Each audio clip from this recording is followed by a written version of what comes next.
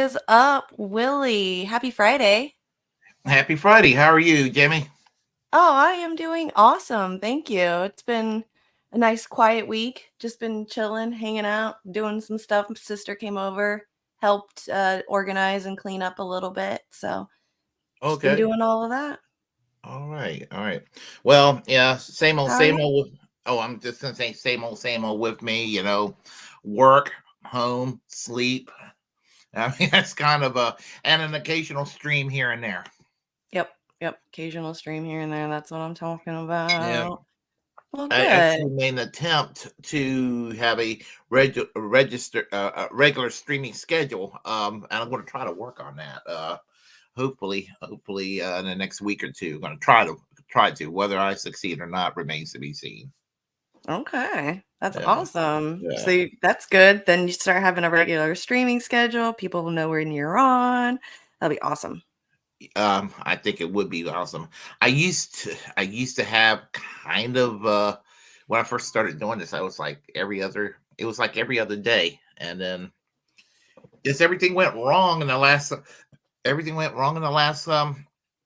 several months here, where it's just been kind of rough on me, and Yeah.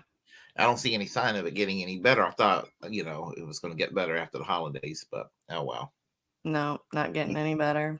Yeah, Oh, but it's okay. has been I a mean, crazy new year though. So well, yeah, it'll be interesting to see what happened. I'm hoping for hoping for something better, but we'll see with the way that our crazy world is. yeah, I don't think it's gonna get any better. Yeah. uh in funny news, Stanley Cups are like the newest rage in this country right now. I stole my daughter's knockoff Stanley Cup. Right. Let's see. What you drinking anyway? It's coffee. Just Definitely coffee for sure. Yeah. Man, these Stanley Cups are just everywhere right now. All the kids are getting them in different colors. They're just collecting them. It's like Beanie Babies, but those cups, they just are loving them. And I even saw like a TikTok video where the girl shellacked the label that comes on it so that way the label doesn't get messed up. It's wild. It's crazy the trend of these cups right now, which if anybody doesn't know, Stanley Cup or Stanley used to make thermoses like way back in the day, like 1950s and stuff. My grandma used to have a tortoise shell green one, and I'm like contemplating whether or not I want to get a hold of my aunt to see if it's still at her house, out where, because my aunt still owns my grandma's house, even though my grandma passed away like 15 years ago. right. Um, but still, I want to see if she has that thermos, because those things are starting to come back in style now that Stanley's back in style. Apparently, Stanley stopped making the thermoses and are making these cups now with the straws attached to them, and the kids are having a field day. So I Maybe want to walk around with the old thermos. That'd be fun. might be a collector's item. Yeah, I'm wondering like what's the price, the stock price on or how much are thermoses going for on eBay right now, like original OGs. Like I could make a couple G's off of that thermos right now. You never know. Because I know there's like I don't have cable anymore, and unfortunately, it requires cable to have PBS around here. But there used to be a show where they'll have like a what is perceived as junk to some people, with is another man's treasure, and Mhm. you might have stuff around the house that's like worth thousands that you don't even think twice about. Mhm. Mhm. Yeah, I mean, that's why that show, that, like, auctioning show, the Auction Road or something like that, that's why it was so popular, is because people were hoping while they were watching it that just some random junk item that they have in their house would show up on that show and be worth $1,000,000, Everybody loves that. They wanna catch that quick money break, so I get it, I get it. I totally get it. I mean, I'm holding on to some stuff, maybe hopefully for it to increase in price one day. For sure I am. Yeah, I inherited a bunch of furniture um, from when my grandmother died in 2018. So there's a lot of furniture that I've inherited from her. That was, that just. and I'm thinking there's probably some crap in here that's worth something. So, and it's funny, when she died, they went through her place, my parents, and she's a product of the depression. So she was probably always worried about banks failing. They found socks throughout her house, filled with like a fistful of $20 bills. Oh shit. I mean, there was like several $1,000s that they found, like, in just the weirdest places.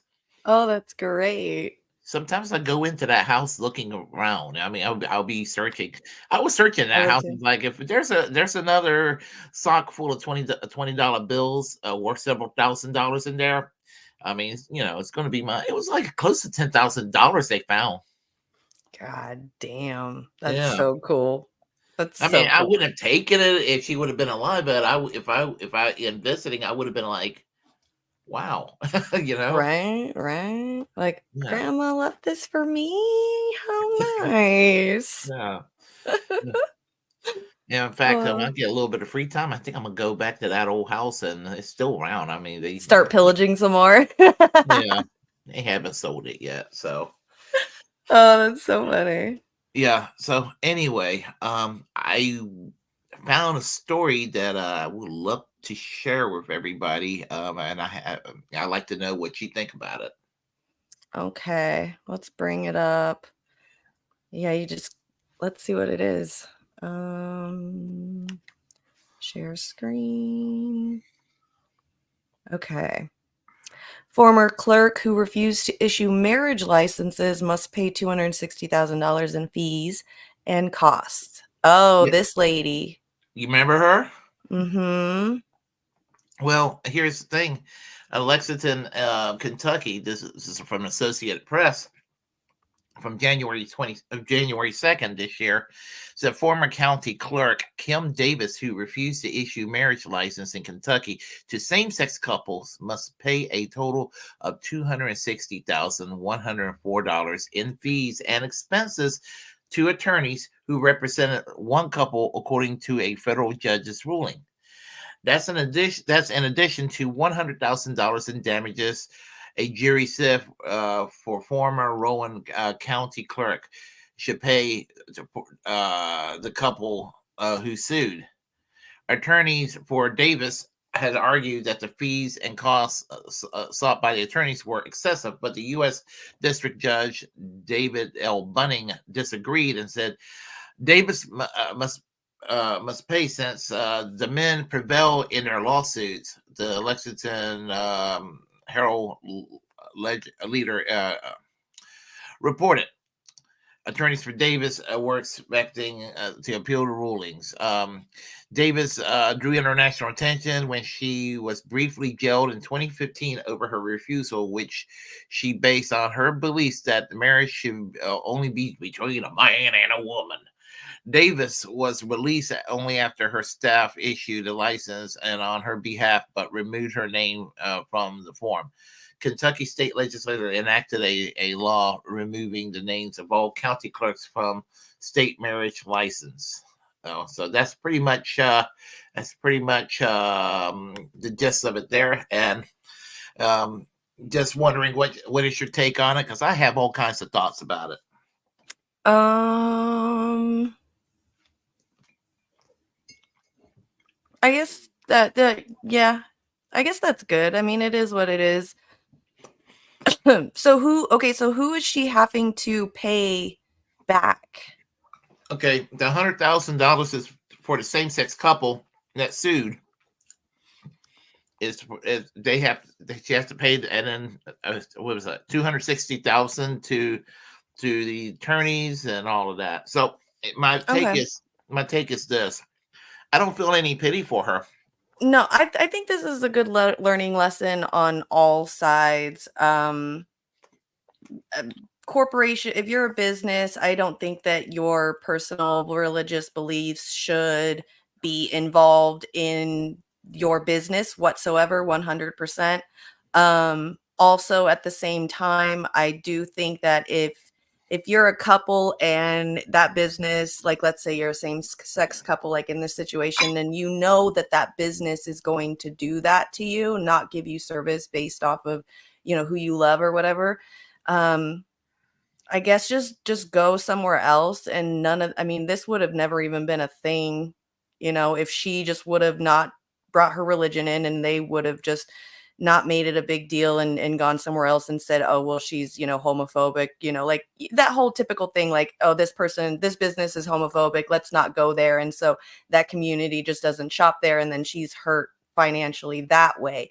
This turned into what? This was in 2015, you said? This turned into an 8-year debacle over where everybody ends up were in this pretty much the same position as they were beforehand. I mean, practically. So I just feel like I hope everybody learned a lesson on this where, yeah, and I don't want to repeat myself. Yeah, no problem. This is my take on it. She was clearly in the wrong. Right. She's a bigot. I have Yeah. absolutely zero respect for her. Right. The only way I could have felt little empathy for her if she had people under her. She basically ordered them not to grant the license. She didn't have to Right. do it herself. If it was her religious conscience bothering her, she could have had somebody else do it for her. And she didn't have to be involved. But she basically decided to invoke Christian Sharia in it was at Rowan County, and basically said she does not want, she fundamentally will do everything she can to stop a same-sex couple from getting married. It's none of her damn business what she Hmm. wants. She's entitled to her thoughts. She's entitled to, she's entitled to be a bad person Right. in her thoughts. She's not entitled to have her bad thoughts and tendencies infringe on the rights of other people. Right. Isn't she just like a cake owner? Wasn't it about a cake? Oh, that's separate. There was a cake decorator that a same-sex couple sought to bake a wedding cake, and Oh, so this isn't the cake lady? no, this is no. She was the county clerk that was supposed to register deeds type position where she grant license to same-sex couples.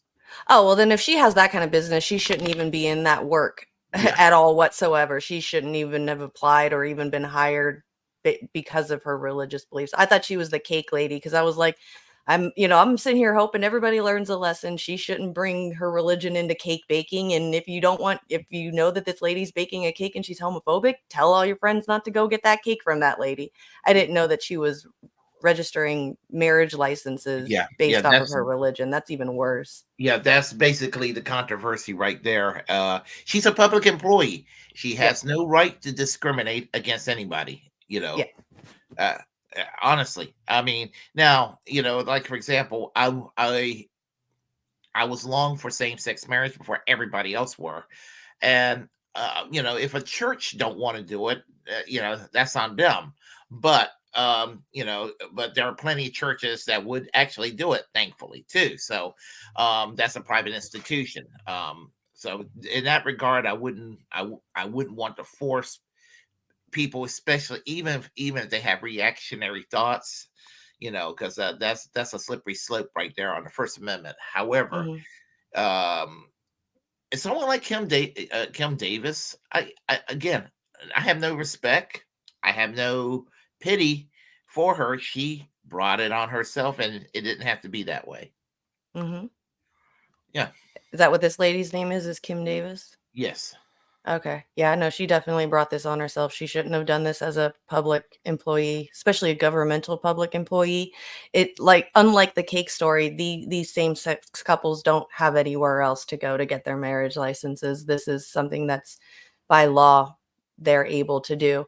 Yeah, it's bad. And I hate sounding like a fucking Democrat, but I'm just saying if Trump becomes president, he's gonna make shit like this to where the religious people are going to have all the rights and are going to win everything because he's on like this Christian path. So that's crazy. At least we're getting some. At least this couple is getting some sort of justice with this. I mean, did they end up getting their license and they got married and everything? I'm sure they did because by that time, same-sex marriage was legal in all 50 states. Okay. So good. So then Yeah. they ended up getting their justice, 8 years of life wasted, and they got $260,000, well, $100,000 off of it. And Now I have now a she has to pay all this money. I had a friend back. It was in 2012. He's a gay man, and he's a minister, and he told me that if there's somebody that is against it, um who's in clergy, he may not sit there and jump down their throats about it, but he said, I'm certainly not going to respect their position on it. And he was absolutely, I was like, Dwight, you're absolutely correct. So, Yeah. and I'm referring to Dwight Welch. He's been a guest on my show before, several times. So, Yeah. Yeah. right. So I All guess we right. Okay, so I'm gonna go with my first one, which is pretty much what I think is probably the biggest story of this week. And I've got a couple of videos, like little short videos to kind of discuss and talk about it. But this week, uh, I thought was really, really, really awesome was South Africa put up a case against Israel at the ICJ. And so I we'll start off with a piece of her speech presented at the ICJ against Israel. The first genocidal act committed Hey, y'all in the chat. by Israel is the mass killing of Palestinians in Gaza, in violation of Article 2A of the Genocide Convention. As the UN Secretary General explained 5 weeks ago, the level of Israel's killing is so extensive that nowhere is safe in Gaza. As I stand before you today, 23,210 Palestinians have been killed by Israeli forces during the sustained attacks over the last 3 months. At least 70% of whom are believed to be women and children. Some 7,000 Palestinians are still missing, presumed dead under the rubble. Palestinians in Gaza are subjected to relentless bombing wherever they go. They are killed in their homes, in places where they seek shelter, in hospitals, in schools, in mosques, in churches, and as they try to find food and water for their families. They have been killed if they failed to evacuate. In the places to which they have fled, and even while they attempted to flee along Israeli declared safe routes. The level of killing is so extensive that those whose bodies are found are buried in mass graves, often unidentified. In the first 3 weeks alone, following 7 October, Israel deployed 6,000 bombs per week. At least 200 times it has deployed 2,000-pound bombs in southern areas of Palestine designated as safe. Mm-hmm. These bombs have also decimated the north, including refugee camps. 2,000-pound bombs are some of the biggest and most destructive bombs available. They are dropped by lethal fighter jets that are used to strike targets on the ground by one of the world's most resourced armies. Israel has killed an unparalleled and unprecedented number of civilians, with the full knowledge of how many civilian lives each bomb will take. More than 1,800 families, Palestinian families in Gaza, have lost multiple family members, and hundreds of multi-generational families have been wiped out, with no remaining survivors. Mothers, fathers, children, siblings, grandparents, aunts, cousins, often all killed together. This killing is nothing short of destruction of Palestinian life. It is inflicted deliberately. No one is spared, not even newborn babies. The scale of Palestinian child killings in Gaza is such that UN chiefs have described it as a graveyard for children. The devastation, we submit, is intended. Okay, so that's some of the speech that she had given. There's a little thing that's going around the internet that was kind of trending, was the closing statement of they're saying four really hard-hitting bullet points is: each day 247 Palestinians are being killed, one every 6 minutes, 48 mothers every 2 hours, 117 children every 5 hours, and then each day 10 children. This is the hardest one to have to deal with. Every day 10 children are going to be amputated without anesthetic, completely feeling it, losing, having to have an arm or a leg or multiples, being amputated, fully feeling everything. These, I heard a story or something on the news this morning that this woman, I think it was on the Majority Report, this woman who has family in Palestine, in Gaza, was saying that these children are experiencing such traumatic events that are so overwhelming that there are children out there that are dying of cardiac arrest. They can't handle, physically cannot handle the trauma that they are experiencing, and her having heart attacks. Children out there right now, not including the bombing and the starving and everything else that they're having to deal with, but the trauma itself is giving these children heart attacks. It's insane. It's evil. I mean, it is. Absolutely. I don't see how anybody could sit there. I'm boggled by people who are defending this action. Right. I honestly, and as I have stated once again, any life on either side that dies, it's one life too many on both sides.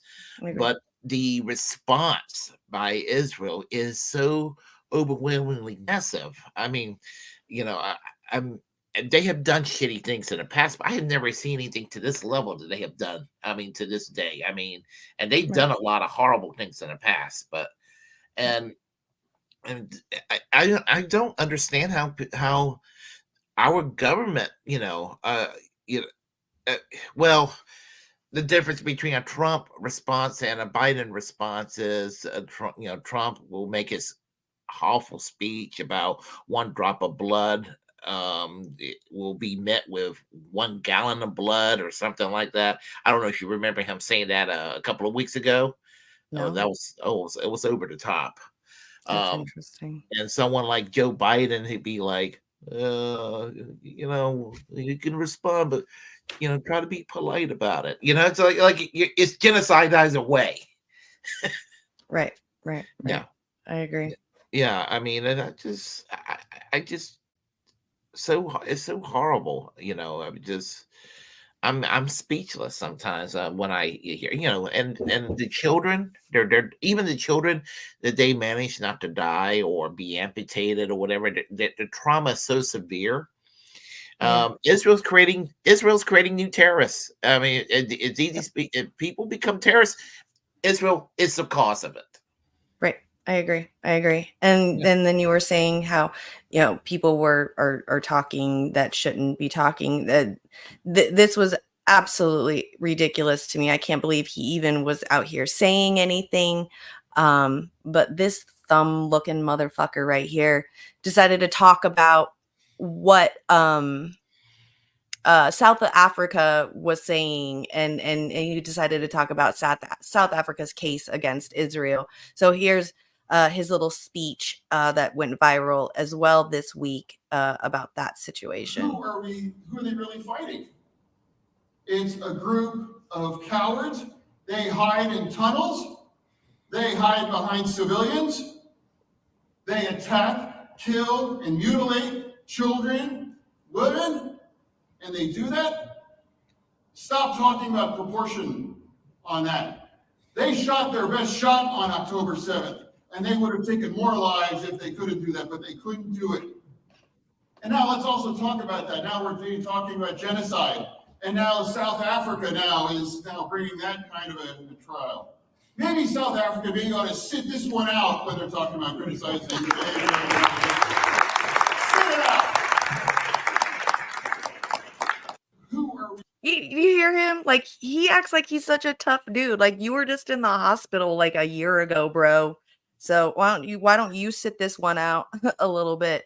I think all the whatever fucking beams are coming out of the lights that are shining onto his head and soaking into his skin are starting to get into his brain.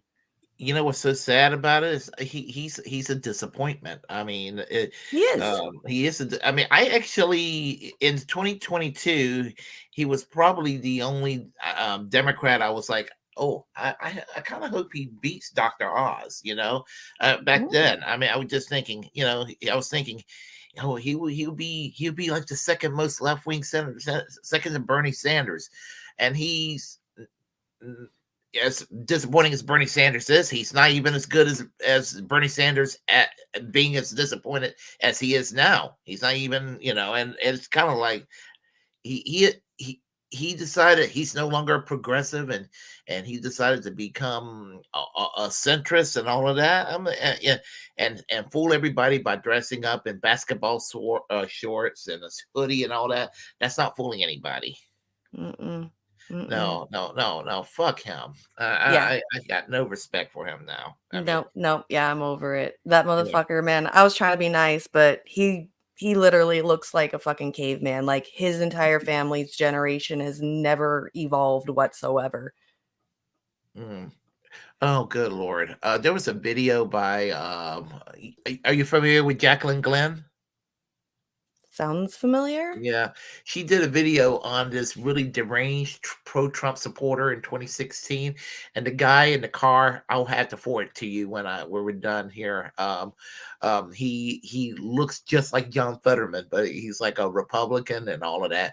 And if you look at the video, he's going on in a car driving around talking about basically verbally sucking off of Trump's cock. I mean, honestly, tell everybody how great Trump is. He looked just like John Fetterman, and he had the anger management. It's a funny video. And he's making fun of him. Okay, interesting. I'll have to look into that. So yeah, continuing on with this. So Israel decided to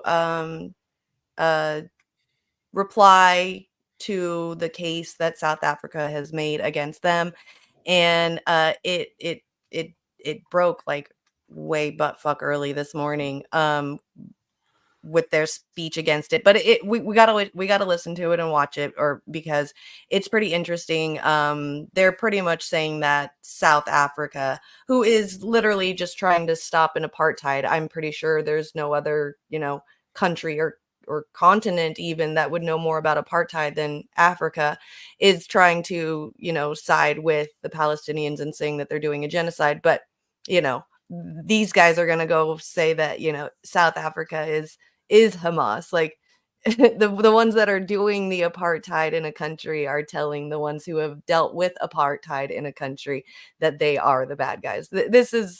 It's just peak irony. I feel like we are just in like a world within a world within a world within a world now. I don't really feel like this is even much of reality anymore. So we'll listen to this. If there are any provisional measures that should appropriately be indicated here, they are indeed with respect to South Africa. It is a matter of public record that South Africa enjoys close relations with Hamas, despite its formal recognition as a terrorist organization by numerous states across the world. These relations have continued unabated even after the October 7th atrocities. South Africa has long hosted and celebrated its ties with Hamas figures, including a senior Hamas delegation that incredibly visited the country for a, quote, solidarity gathering just weeks after the massacre. In justifying instituting proceedings, South Africa makes much of its obligations under the Genocide Convention. It seems fitting then that it be instructed to comply with those obligations itself, to end its own language of delegitimization of Israel's existence, end its support for Hamas, and use its influence with this organization so that Hamas permanently ends its campaign of genocidal terror. It's absolutely, you're absolutely right, Rick. It was the but Hamas. Like, there's been so many interesting videos that has been coming out of him saying that kind of stuff just today. Like, I saw a video where the woman was saying like there's a genocide in Palestine, but Hamas, they're bombing, or they're taking our ships out in the Red Sea, but Hamas, we ran out of milk. Or do we need to go to the store? But Hamas. It's like, I lost my car keys, but Hamas.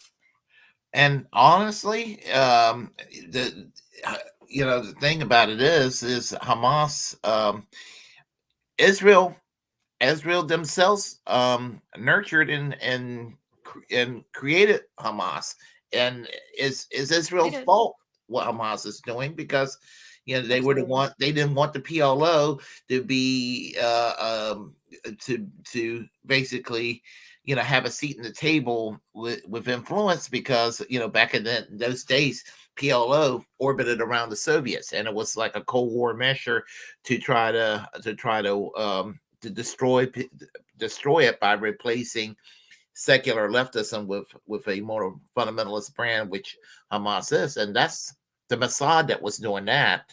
And so Israel's getting their version of blowback.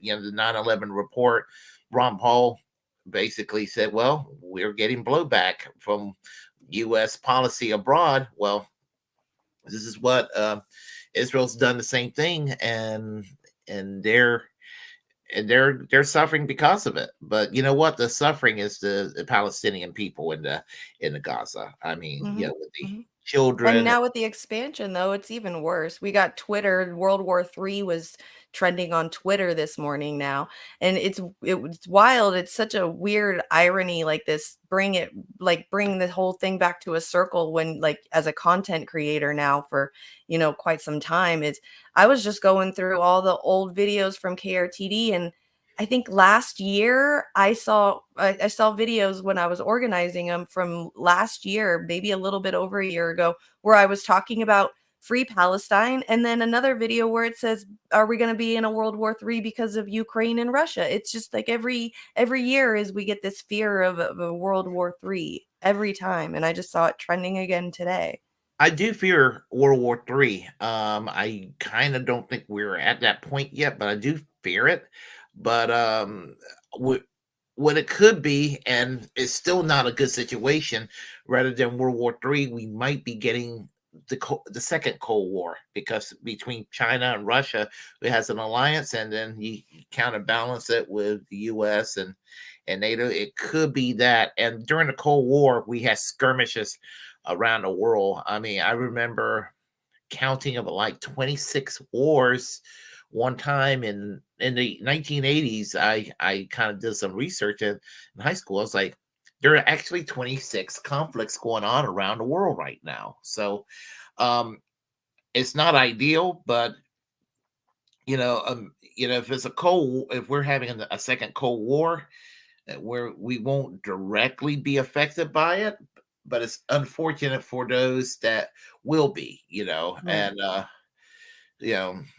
I don't know. It feels like, I don't know, it feels like, I mean, it always, every time there's an expansion and stuff, it feels like it could be the next World War. I mean, the whole Red Sea thing, and us bombing Yemen over, economic, like, not them not being able to do trade routes there and stuff, and adding them into it right along with other countries. It just, the whole fear of World War III is just coming back around again. And I feel like every year we have this fear of World War III because of something or another, And it always feels like it's real too. Another really funny, ironic thing that I saw this morning as well when I was looking at the updates about this whole situation was some of the countries that were a part of South Africa's little thing that they did against Israel. Some countries got to say whether or not they were, agreeing with South Africa or not agreeing with South Africa with the apartheid and the genocide and stuff. And it was just so funny to me that South Africa claims that Israel is doing a genocide, and one of the countries that sided with Israel and didn't agree with South Africa was Germany, of all places.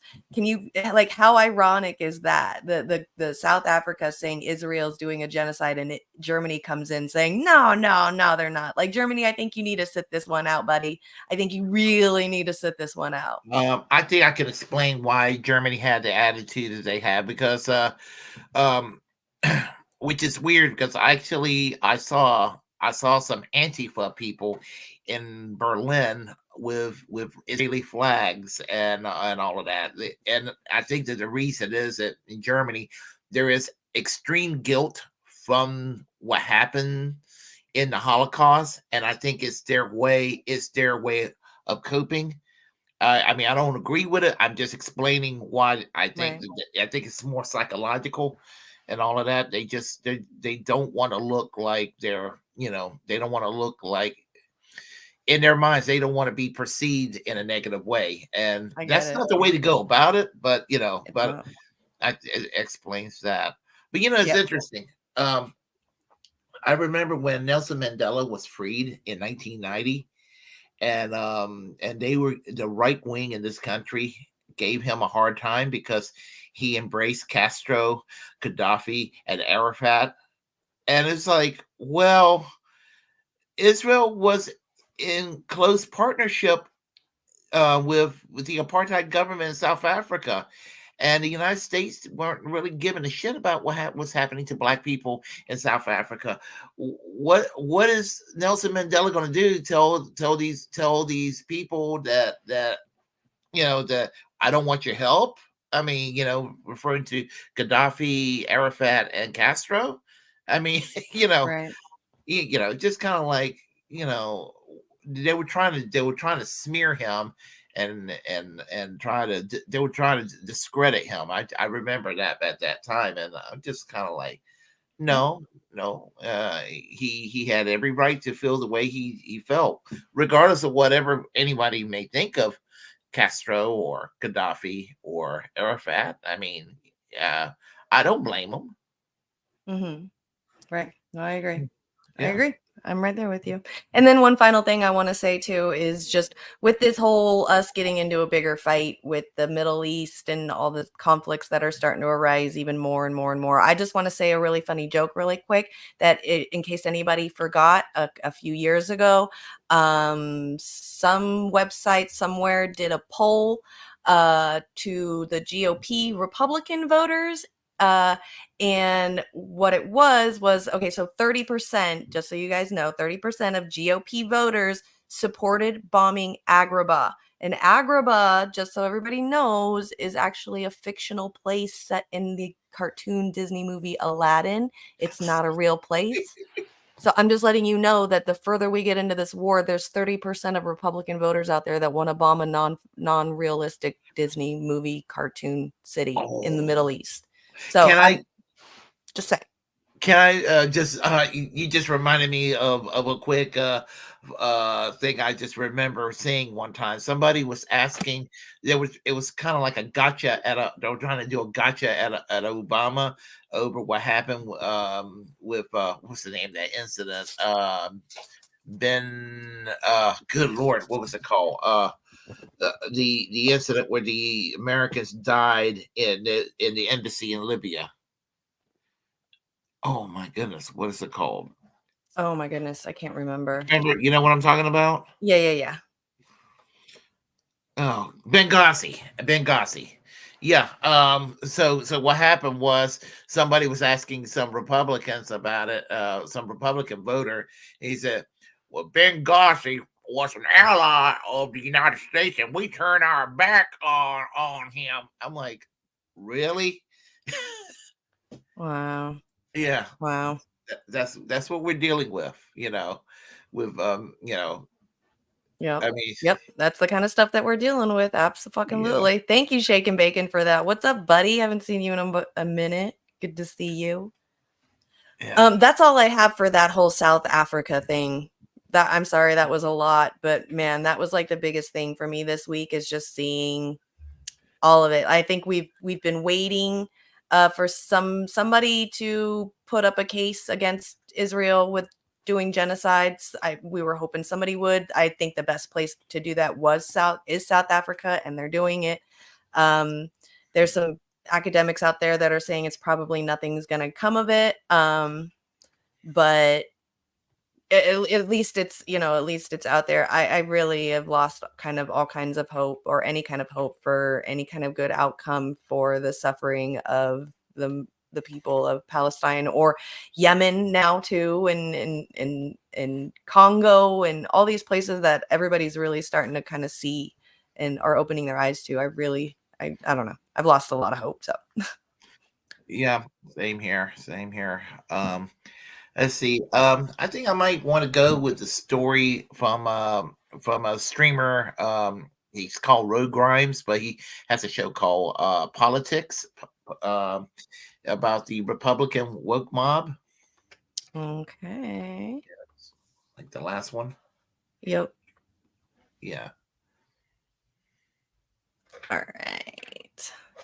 Here we go.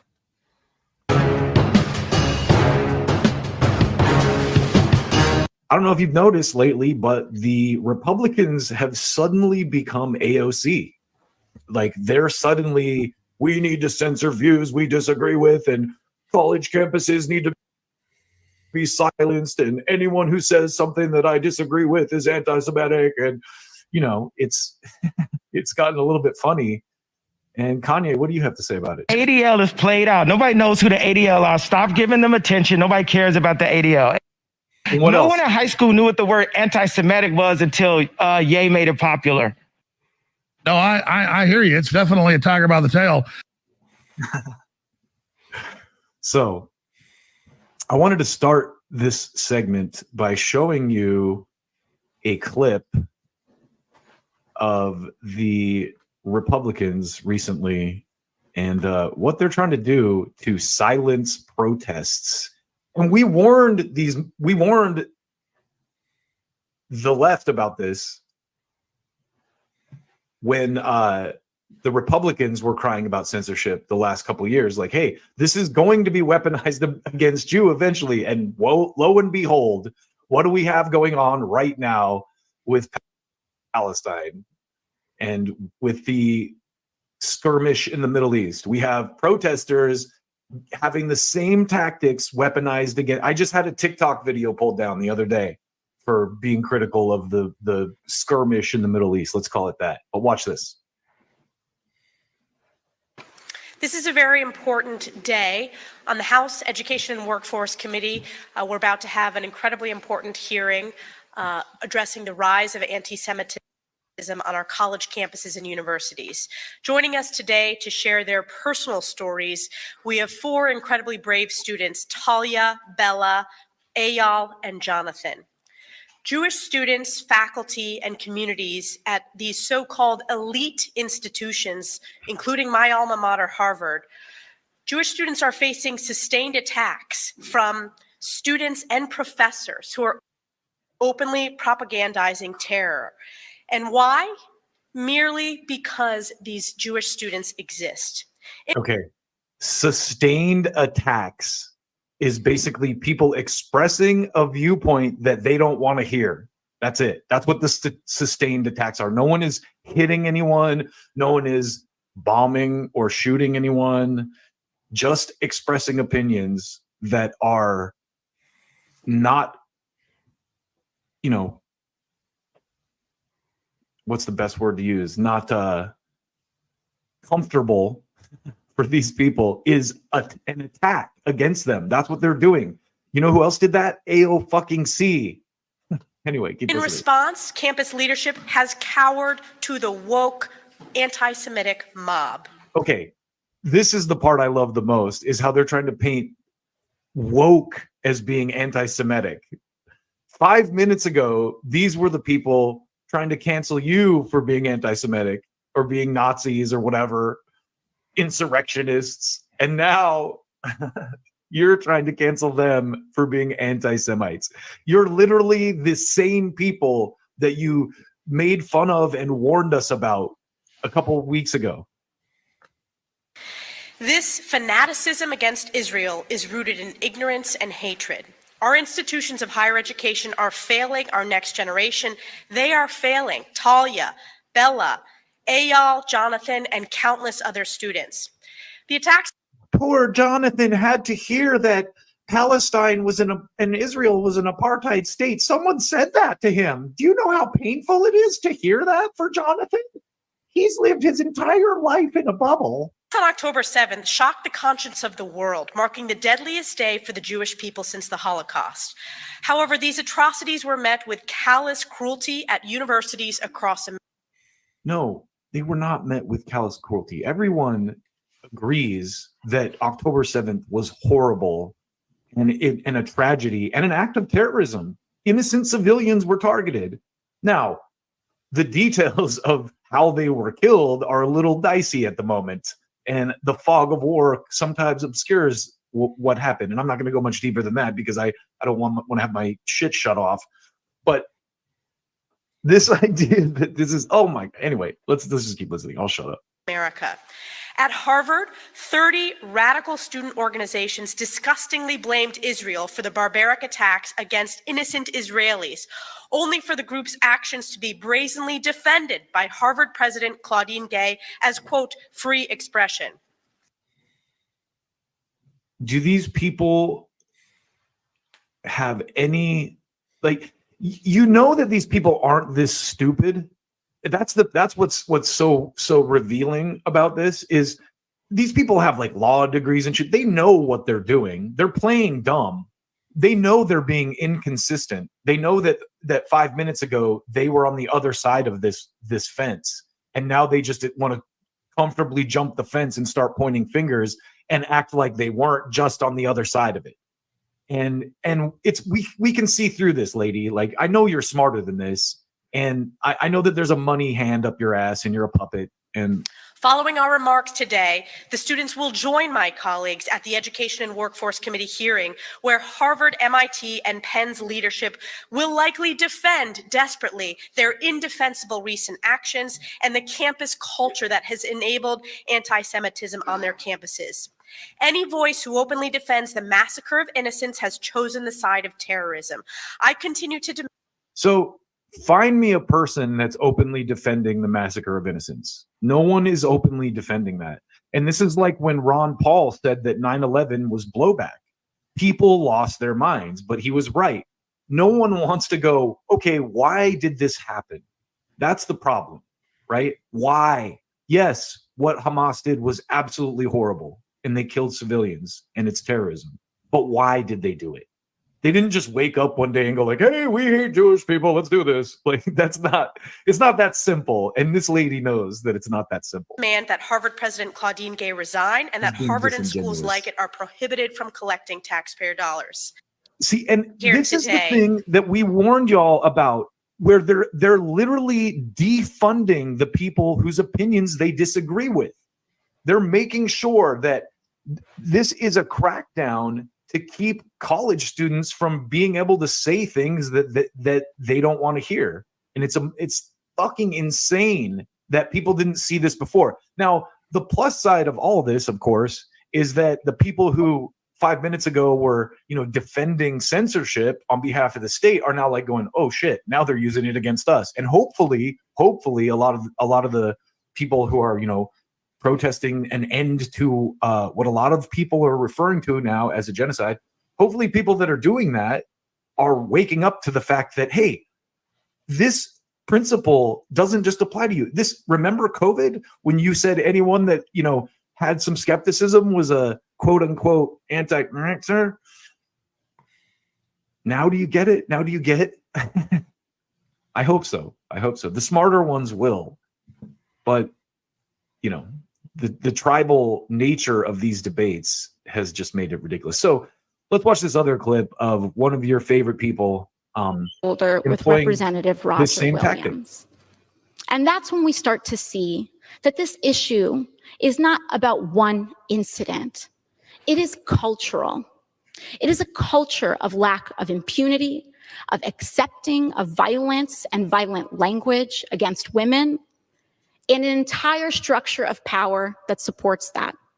Because not only have I been spoken to disrespectfully, particularly by members of the Republican Party and elected officials in the Republican Party, not just here, but the President of the United States last year told me to go home to another country, with the implication that I don't even belong in America. The governor of Florida, Governor DeSantis, before I even was sworn in, called me a whatever that is. Oh my God. That's almost as terrible as poor Jonathan, who had to hear that someone say that Israel might be an apartheid state. It's so terrible, AOC. See how these people sound exactly the same? Dehumanizing language. Weaponizing the HR department to protect them from views they don't want to hear. I mean, AOC could literally, these misogynist dudes that are saying, you know, anti whatever shit to him, she could just go on the floor and say, like, look at how caveman and backwards these people are. They sound like they're from the 1950s or something. Like their brains are still stuck in that era. But she'll go and cheer for the deplatforming of the president because he said something mean to her. Is not new. And what we are seeing is that incidents like these are happening in a pattern. This is a pattern of an attitude towards women and dehumanization of others.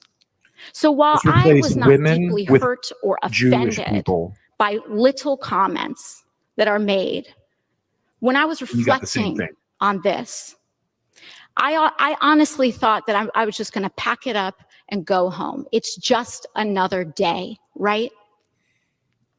But then yesterday, Representative Yoho decided to come to the floor of the House of Representatives and make excuses for his behavior. And that I could not let go. I could not allow my nieces, I could not allow the little girls that I go home to, I could not allow victims of verbal abuse and worse to see that. We must to see that everyone's ears from speech they find and to see our Congress accept it as legitimate. So it's interesting to me that these conservatives who 5 minutes ago were making fun of AOC for this and rightfully calling her out for cheering for the deplatforming of Tucker Carlson as if that was some great thing. Now they are those people. They sound just like AOC. A letter she sent out to her followers like in 2021. Right-wing operatives with millions of followers on social media are spreading flat-out lies and misleading information about. Yeah, no, I agree. They all. But I mean, isn't this like this isn't any good new news, right? Well, the point is that the reason I decided to share this is that the people who talk about censorship and like to attack the left for it were starting to show that they are for censorship. They were always for censorship. It's just that how can the world can canceling people who are critical of Israel, how's that not censorship?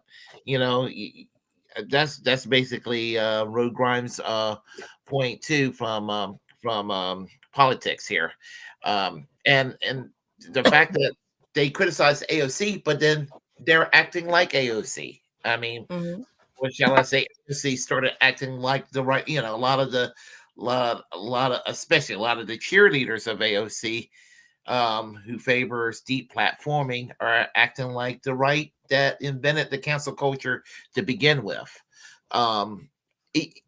Here's the thing about AOC. Now, AOC saying, I remember she made her little cringe speech about how glad she was Tucker Carlson was deplatformed.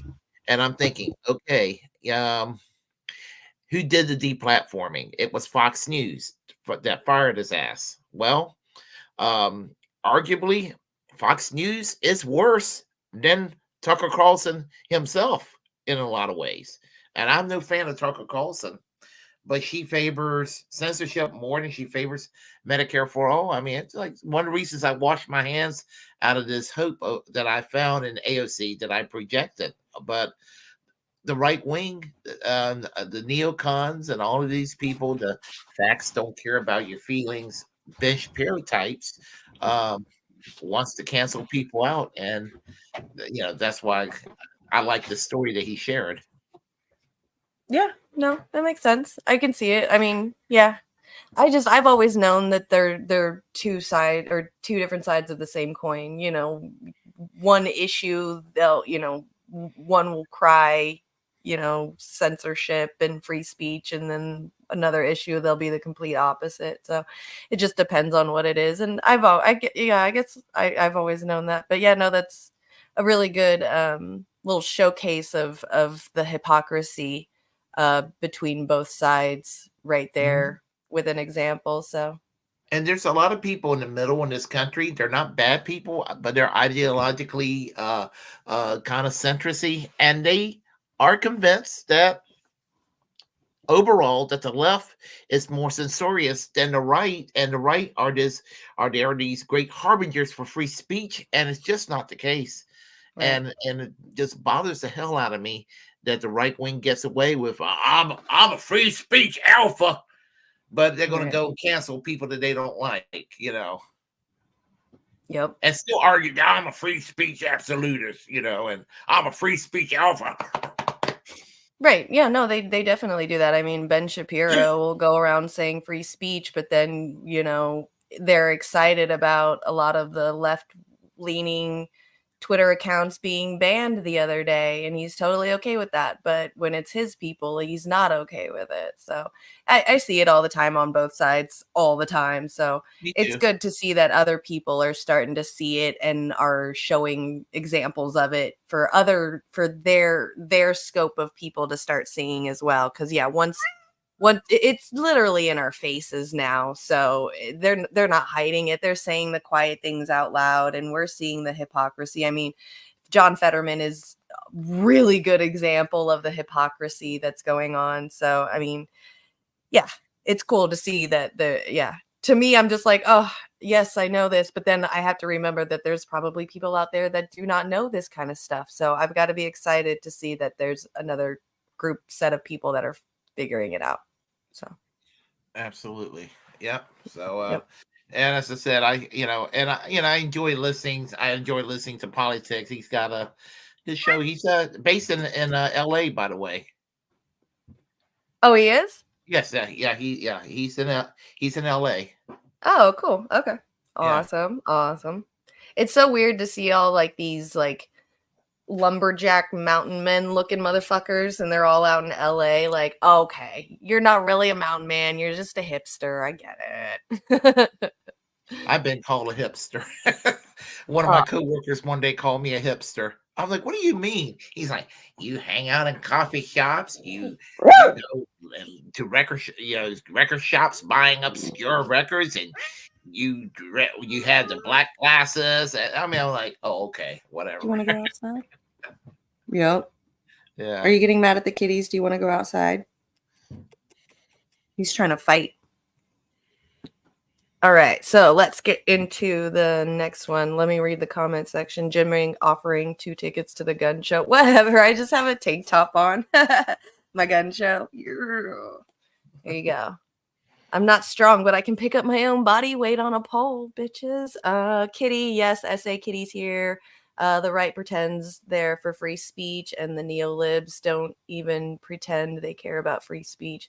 The entire establishment wants censorship, though. Yep, that's exactly right. Absolutely. Willie's black rim glasses, black shirt. He's saying that your black rim glasses and your black shirt is a vibe. I agree. You're definitely a vibe, especially with like the silver hair too. It's such a fucking vibe. It is. It really is. It's been me all my life, except for the gray hair. That it's just because I'm turning old. That's right. Hey, you know what? Rock that shit, because there's women like me out there that are paying hundreds of dollars to get our hair that color. So Well, I look at it this way. Yeah, I mean, if it gives me that distinctive, kind of elegant look, I guess I can go with it. So, yep. It's almost got like that. It's almost like a mobster / punk rock vibe to it. if I wear the right clothes, I can almost give an Andy Warhol vibe sometimes. Yeah, that's true. Wasn't Andy Warhol like a creep though? He was eccentric. I don't know of any proclivities that he has that was that I'm aware of. Oh, okay. Maybe I'm getting him mixed up with like some other dude. Is Andy Warhol was like an artist or something? Yeah, Andy Warhol was an artist. Yeah, Didn't he do the painting where it's Marilyn Monroe in like 4 different colors? absolutely. Oh, I thought he Yeah. had like some kind of weird obsession with like younger women or something. He was like No, some he was creep gay. like. He was Oh, he gay. was gay. Is that why he had Yeah, something people didn't like him? Oh, okay. Well, then that's cool. I don't care about that. That's awesome. yeah. Well, he's known for the Campbell soup can, Brillo pass, a lot of the a lot of things like that and everything. Yeah, I remember the Campbell Yeah. soup can painting thing. That was really cool. Yeah, he was definitely like started a new generation of art, which was really, really interesting. So, And of course, he promoted the Velvet Underground in the 1960s, even though nobody knew who they were at the time. okay. He was just a weird person too, right? Because like when people play him in movies, they always play him as like this just it's kind of like just this weird, creepy dude. Like in the movie The Doors, I mean, he's like Yeah. he hand on the phone and say you can talk to God, something along those lines. Right, shit like that. Okay, okay. That makes Yeah, sense. Okay, yeah. makes sense. I actually tell you a funny story real quick. I saw the movie I Shot Andy Warhol with some friends of mine 20 years ago, a lesbian couple who hated Andy Warhol, and it was just a really weird situation because I'm an Andy Warhol fan. They were anti Andy Warhol, and what was the name of the lady that shot him? I cannot think of her name. Gosh. Anyway, she was a little bit crazy. She was kind of a turf at her time. She started it was the Scum Manifesto, Society for Cutting Up Men. I mean, and I mean she was kind of transphobic and everything back in the 1960s and all that. Yeah. You ever seen the Interesting. movie I Shot Andy Warhol? Mm-mm. Yeah. He was so, I mean, he was like mentally scarred from getting shot. I mean, he kept on envisioning her once after he recuperated. So, poor guy. Poor guy. Yeah. All right, on to the next one. So, this is actually new news from today. So I kind of just got this last minute. A man named Gonzalo Lira passed away today in a Ukrainian prison. The video that I found, because it was so new, was the only thing I could really find was Tucker Carlson talking about this guy from a long time ago, or a while back, when he got arrested. I I'm trying to, I guess he like criticized the war in Ukraine. He was on the Ukrainian kill list. He's an American citizen. He's been held in jail, in prison in Ukraine over his criticisms of the war, which I thought that usually isn't. I mean, he's an American citizen. I didn't think that that should happen to him, but I guess some things have been getting worse. He wrote a letter recently to one of his family members saying that he had like pneumonia in both lungs and like something else back in October, November, and they haven't done anything since like a couple of weeks ago, and so they kind of ignored and neglected his health that was getting worse in there, and I guess he died today. So this is yeah, exactly, Warren, they just basically neglected him. So this was pretty much what I could find as of this morning about his story and who he was, so we can kind of learn about this guy. In February of 2022, the Russian military rolled across the border of eastern Ukraine. And then for the next year and a half, the American media and political establishment spent, what's fair to say, a disproportionate amount of time talking about Ukraine and America's obligation to support Ukraine, pay for Ukraine's military and its government, and of course support it morally, and above all, to hate Russia. And most Americans obeyed. Politicians wore Ukrainian flags on their lapels. American citizens put Ukrainian flags on their mailboxes and on their bumper stickers. But one thing most Americans didn't get a lot of was actual news from Ukraine. What was it like to live there? What was happening inside that country that we were supporting and paying for? Well, you couldn't really know because there's virtually no coverage of it. But on social media, there were a few people reporting in what seemed like a pretty honest way from within Ukraine. And one of them was an American citizen called Gonzalo Lira. He lived in Ukraine for quite some time, and he posted, particularly on Twitter, his accounts of what life was like there and his view of how the war was going. And so for people who are interested in what was happening, he was worth watching. Here's one of his reports. The Russian economy is sailing on. European economy, people are starting to die of hypothermia in the UK because they don't have access to the cheap energy of Russia from before. See? And so everything that the West has thrown at the Russians has boomeranged right back at them. And so now they're panicking and they're trying to figure out a way out of this situation. And they figure that if they throw more tanks, it'll help. It won't help. The Ukrainians, rather, they had like something like 2,000 tanks before the start of this conflict. You think a couple of hundred now is going to help? I mean, why are they asking them? Because those 2,000 tanks are gone. That's basic, you know? And so what, a couple of hundred, maybe 300 tanks, is that going to change the outcome of the conflict? No, it won't. The Russians are just going to destroy them. In the West, all of the propaganda has said that Zelensky is a hero, a Winston Churchill figure, and the Kiev regime are just angels and stuff like that. No, they're bloodthirsty murderers. The Kiev regime. I'm telling you right now. So he made a couple of points. One, Russia is not losing the war with Ukraine. Russia is winning. Two, the Russian economy, despite the sanctions from the United States and Western Europe, and despite the war, has not been destroyed. The Russian economy is actually fine. And in some ways, it's improving. It's becoming more independent, more commodities-based. And that's an advantage for a country with a lot of commodities like Russia. Meanwhile, the U.S. economy and U.S. military power has suffered as a result of the war. Now, Lira, to the extent that people responded to him in this country, in our media, was denounced as a Russian puppet and a liar and a propagandist. But in fact, now we can admit he was right. What you just heard was true, factually true.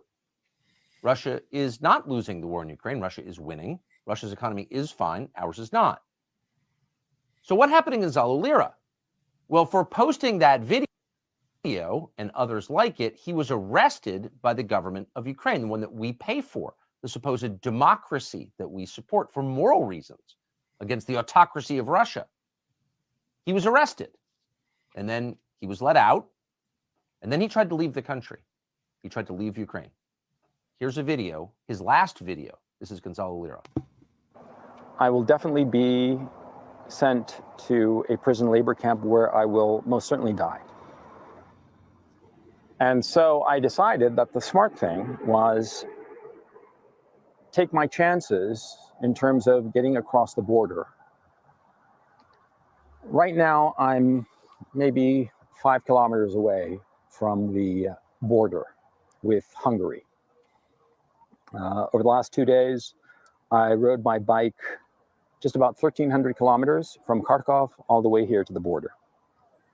And my intention is to cross the border, get to Hungary, and in Hungary, I'm going to ask for political asylum. So either I will cross the border into Hungary in the next couple of hours, or I will be arrested again, and God knows what will happen to me. He never made it. 5 miles from the Hungarian border, 5 kilometers rather from the Hungarian border, he was arrested. Gonzalo Lira remains in prison tonight, a political prisoner. There you go. So political prisoner, didn't make it to the border. Ooh, yeah, okay, I'm not muted. I thought I was muted. God damn, I'm a mess. Didn't make it to the border, was arrested, and has passed this morning due to apparently looks like neglected health complications while he was in a Ukrainian prison, which is fucked up. Sort of like what the U.S. and Britain's doing to Julian Assange, Belmarsh right now, neglecting him. Right, absolutely. Yeah. Well, I agree, Warren. Yeah, like we don't live in a cartoon. We live in a snuff film, literally. Genocides, critics getting murdered in prisons, and yeah, it's just, man. Stop reading books. Stop watching movies with good endings because it's all just a fucking fantasy. Nobody has a good ending. Good endings are not reality anymore. So. Yeah, really fucked up and all that. I have to keep repeating to people that the Ukraine is not this victim style fledgling liberal democracy trying to defend themselves from those mean old Ruskies. I mean, just there's a lot of shit that's really fucked up about the Ukraine. Not a criticism of the Ukrainian people any more than what the fucked up shit that Israel's doing. This is not an attack on Jewish people. Same thing. We're talking about governments doing shitty things, and what was done here with his death was one more proof about how fucked up the Ukraine is. Mm-hmm. And I always add the article "the" in front of Ukraine because that's what it used to be called. And the reason I like to do it because it pisses off Bosch, by the way, if you add the article "the" in front of Ukraine. Oh, interesting. Yeah. So, yeah, he gets triggered by it. So I make damn sure when I talk about that place, I always say I never say Ukraine. I may say Ukrainian, but I never say Ukraine. I say the Ukraine. Right. Yeah. I'm sorry, I'm trying to pay attention, but there is some weird stuff going on in the chat right now. Apparently, Warren is trying to sell a dirty mattress to somebody in the comments section titled "The Tunneling Jew," who apparently lives under Warren's house right now. This is so stupid. I just found out about that tunnel, and it's so stupid. It's so dumb. So apparently, what it is this Jewish community that had their church thing started building an underground tunnel to this like rundown, shut down bath house or something like that, bath place for females, so that they could use it themselves. And they got in trouble for it, and they fucking threw a temper tantrum and a fucking riot. And that shit was so funny to see, like, all these like Jewish people with their like hat and their little curly sideburns, like fighting with like community. Yeah, the Hasidic Jews like fighting with like police officers with like New York accents and shit. Like, it was just the funniest thing I've ever seen in my life. It was hilarious. Yeah, I remember the first time I met some Hasidic Jews. It was at an anti-war protest. It was called A20 in 2002 in DC, and they were marching with the Palestinians. These folks and everybody was like looking at each other, seeing them marching with the Palestinians, and everybody was like cheering, "Yay!" They were rock stars for a couple of minutes there. Yep. Yeah. There was the whole tunneling Jew thing was funny. There's been some interesting memes out there from it. Even my own like 19-year-old daughter is sending me stuff. Like, there was a picture somebody had made where like Hasidic Jews were coming out of the sewers, and it was the promo photo for the Teenage Mutant Ninja Turtles, but it said the Teenage Mutant Ninja Jews or something like that. It's been nuts. The internet has been off the hook with the memes for that. That was hilarious. Yeah, just interesting, and all of that. How did they But fit a into lot those of tunnels with conspiracy those big theories. hats? There's conspiracy theories that you're going to be hearing from now on because of that damn tunnel. Yeah, absolutely. Absolutely. All right, so what you got next on here? Let's see. Let's go with speaking of Russia, let's go and the Ukraine. Let's go with the gray zone. Ukraine insider Putin wanted negotiations to West Coast war. Let's go with that. All right, you got it. Here we go. Come on. This happened recently. We had to get another insider. I've lost track of how many people now have admitted that there was a peace deal between Russia and Ukraine in early April 2022 that could have shut this whole war down, prevented all these tens of thousands of deaths that have ensued since. But this Russia-Ukraine peace deal was blocked by the U.S. And here is a Ukrainian ambassador who was part of the Ukrainian delegation. He was there in Istanbul. And in his telling, Putin went out of his way to make peace. And they signed an agreement. They had a deal in Turkey. But that's when, as we all know now, Boris Johnson came over to Kyiv and told Zelensky to keep fighting. And this ambassador's name is Alexander Chalyi. I can't pronounce it. I apologize to Ukrainian speakers. But here he is becoming the latest person to admit that there was indeed a peace deal in Turkey, which was blocked. I was in that moment in the group of Ukrainian negotiators. We negotiate with Russian delegation practically 2 months, in March and April, the possible peaceful settlement agreement between Ukraine and Russia. And we, as you remember, concluded so-called Istanbul communique. And we were very close in the middle of April, in the end of April, to finalize our war with some peaceful settlement. For some reasons, it was postponed. But to my mind, Putin, this is my personal view, Putin in 1 week after started his aggression in 24 February last year, very quickly understood he did mistake and tried to do everything possible to conclude agreement with Ukraine. And this communique, it was his personal decision to accept the text of this communique, which totally far away from the initial proposal of Russia, ultimatum proposal of Russia, which they put before the Ukrainian delegation in Minsk. So we managed to find a very real compromise. So Putin really wanted to reach some peaceful settlement with Ukraine. It's very important to remember. Okay. So how many times did he say there Putin really wanted to reach a peace deal? He did everything possible. And then he says very briefly that for some reasons it was postponed, or he doesn't detail that part, but we know what happened there. That's when, as I said before, Boris Johnson came over and told Kyiv that we're not going to back you up on this, that to sign this deal, Ukraine needed security guarantees from the US and the UK. And Zelensky was told by Boris Johnson, no, we're not going to give you that. You have to keep fighting Putin. And because Zelensky followed Boris Johnson's orders, that's when Ukraine got this massive new influx of NATO weaponry, tens of billions of dollars.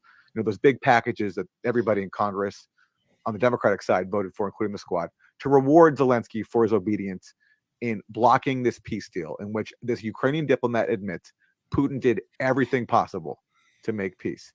And the U.S. did everything possible to prolong this war because their only goal was not to defend Ukraine. It was to bleed Russia. And it newly calls into question all the statements from Antony Blinken, who said that there's no meaningful evidence of that Russia wants diplomacy. Well, this is more meaningful evidence that we've just seen right now from a Ukrainian official who was there. And the New York Times recently came out with more, saying that Putin has been floating the idea of a ceasefire since September 2022. And all throughout that time, the policy has been the same. Just keep sacrificing Ukrainians as cannon fodder to bleed Russia. And what we've been seeing from the Ukrainians is in their messaging kind of threats against the U.S. If you do not authorize more aid, I mean, this was Zelensky's message when he last arrived in Washington, authorize more aid, give us more weapons, or we will attack deeper into Russia and escalate. And so these attacks that we saw in Belgorod on a family Christmas festival with MLRS rockets, which are less precise than Russia's Kinzhal missiles, for example, in which they attacked civilians deliberately in the center of a Russian city, was an attempt to drag the U.S. back in. And what happened? It led to a massive escalation by Russia against military targets inside Ukrainian cities. And the U.S. continues to back away. The U.S. and Russia's demonstrating that their arsenal is full and that they can hit back hard and escalate. And after the failed counteroffensive, I don't see how Ukraine can escalate to the point where there will be World War III unless they do something even more dramatic than they're doing, because at the same time, Russia is still practicing escalation management with these strikes. I mean, they're not going to just send their entire military into Kiev, but they are. It looks like they're starting an offensive of their own. So I think right now the more imminent threat, I mean, I think we've been in World War III for some time, and Syria was sort of the beginning. If you consider that all the forces at play inside Syria, it was at least a preview. And World War III will not play out the way World War II did. But the more imminent threat right now is a regional war, which Israel has every intention of instigating.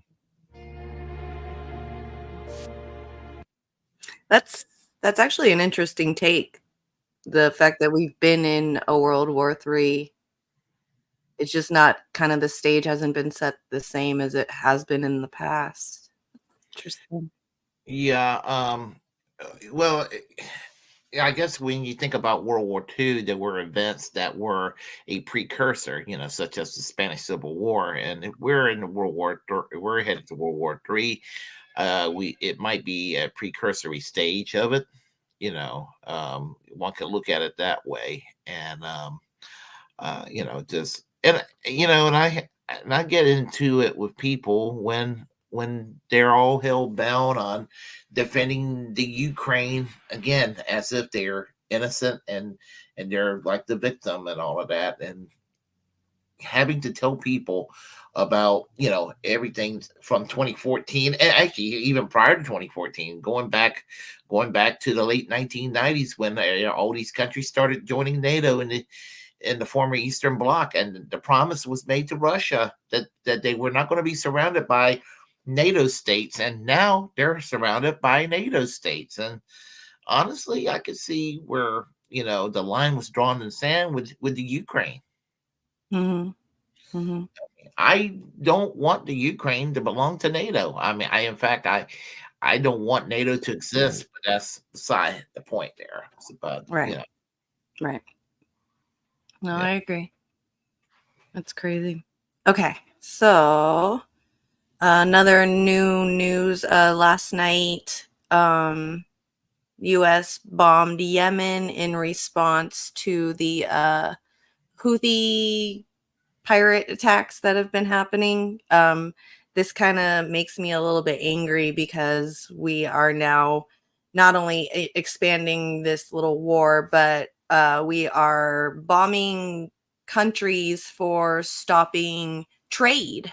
So economic war responses now, which to me is it pisses me off even more, than as mad as I already am about the regular bombing of civilians and things like that. This really it's just another additional layer on top of now you're going to be bombing countries because they're doing economic challenges on you guys. If anything, what those Houthi pirates did was actually the right thing for them to do, hold these ships and not allow them to bring weapons and stuff like that to Israel. So to me, this is just like I said, another layer that just pisses me off about the imperialism of westernized countries. It does not, but we'll go with it. What's up first for us today? Well, Amber, the United States began bombing Yemen last night in retaliation to Houthi rebel attacks on Western shipping in the Red Sea. Houthis, who back Hamas in its current war against Israel, said 5 of their fighters were killed in the strikes and vowed revenge. In a statement yesterday, President Biden said these targeted strikes are a clear message that the United States and our partners will not tolerate attacks on our personnel or allow hostile actors to imperil freedom of navigation in one of the world's most critical commercial routes. Now, some members of Congress are already pushing back against the unauthorized bombing. Representative Cori Bush wrote on Twitter last night, "At POTUS can't launch airstrikes in Yemen without congressional approval. This is illegal and violates Article 1 of the Constitution. The people do not want more of our taxpayer dollars going to endless war and the killing of civilians. Stop the bombing and do better by us." Representative Ro Khanna also called Biden's bombing unconstitutional during a CNN appearance last night. Let's watch. Well, Abby, what I've said is he should have come as the Constitution requires to Congress, and that was echoed in a bipartisan way by Senator Mike Lee, Representative Jonathan Jackson, and many other senators and congresspeople. The Constitution requires that if there is not an imminent threat of self-defense, that he has to come to Congress. And here we know by your own reporting that this has been going on since December. He's assembled an entire international coalition. He certainly should have come to Congress so that we can discuss whether this actually could put more American troops at risk. I'm concerned about retaliation in Iraq and whether it could draw us into a Middle East war. And I believe that he did not follow the Constitution. So here we have several members of Congress, including some Republicans as well, calling this unconstitutional. I guess the debate is whether or not this would be considered an act of defense under the War Powers Act, which would not require notification or authorization of Congress. I actually think the Biden administration has a decent case here. In addition to the scores of missile attacks being launched by the Houthi rebels in the Red Sea, they've also attempted to board several vessels. That was actually one of the impetuses for the first strike that the U.S. carried out against the Houthis, was because they were attempting to basically behave as pirates and take over some of these vessels. So I don't know. What do you think, Jessica? Do you think that this is an act of defense? I mean, if we're going to complain that this is unconstitutional, where was Congress for so many airstrikes that happened under the Obama administration, so many military operations that happened under Trump? Now, Article 1, Section 8 of the Constitution says that Congress has the authority to declare war. Now, the War Powers Resolution clarified what the legal parameters are in 1973, but said the president has 48 hours to notify Congress of emergency military actions. And I think that it's time that, you know, we really question the War Powers Resolution in its constitutionality in itself, but also is the president really acting in an emergency scenario? Is U.S. territory under attack? Are our armed forces under attack? Is U.S. shipments of weapons to Israel covered under the War Powers Resolution? I'm not sure that it is. I'm not a lawyer. But my basic sense of this situation is that, you know, Hamas doesn't have a formal military. Palestinians don't have a formal military or government to defend themselves with. And so you have many attacks of Israel on the Palestinians, and you have the Houthis supporting the Palestinians by attacking U.S. shipments of weapons. So those weapons can't be launched on the Palestinians. We already have the death toll over 23,000 Palestinians just since October 7th. So we're in a situation where the United States wants to protect the weapons going to Israel, which is using them too, as the International Court of Justice is currently hearing a case on genocide.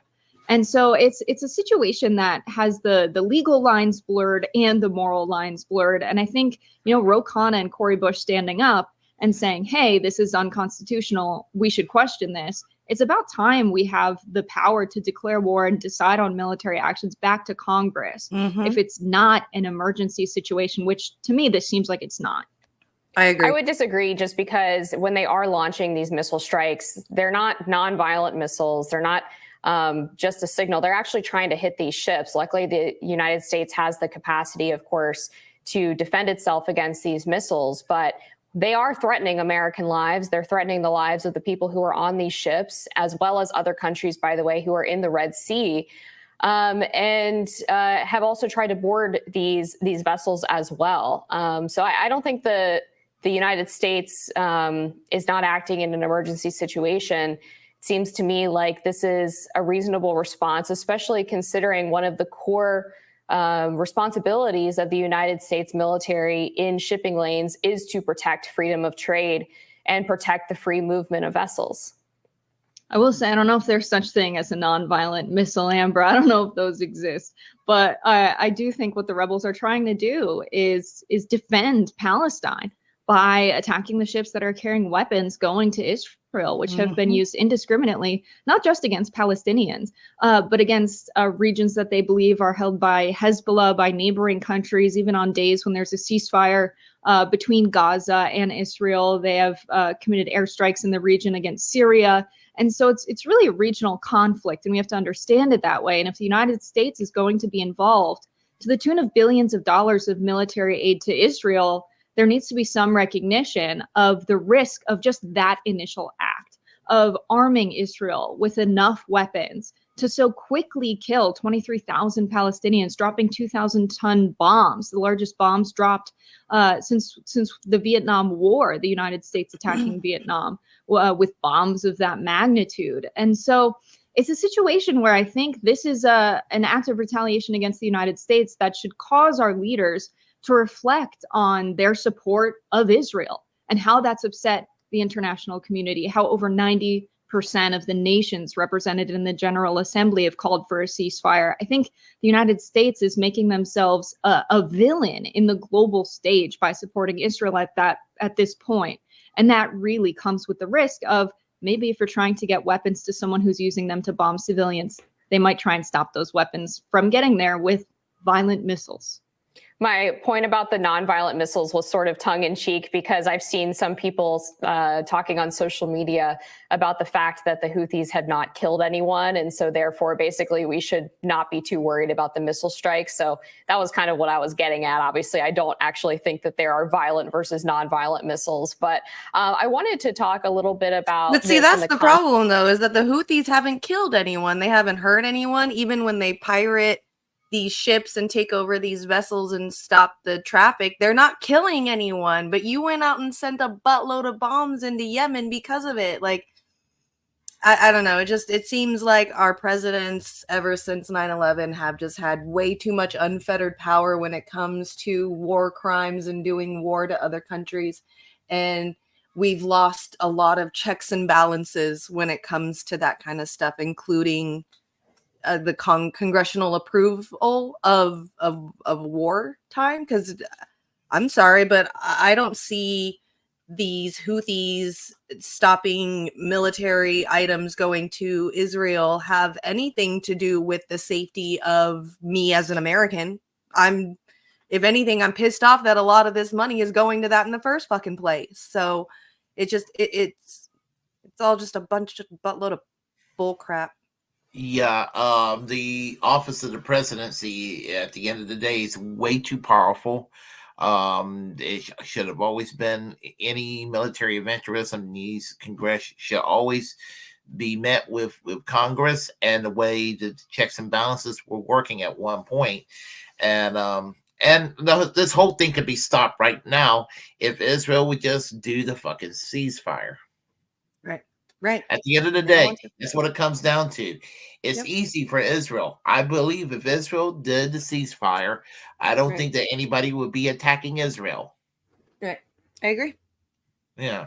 So we'd all just be sitting here complaining that Palestine needs to be free once a year, like we have been doing. Yeah. Or every couple of months, we'll get it all out of our systems and all of that. Yep. Yeah. That's it.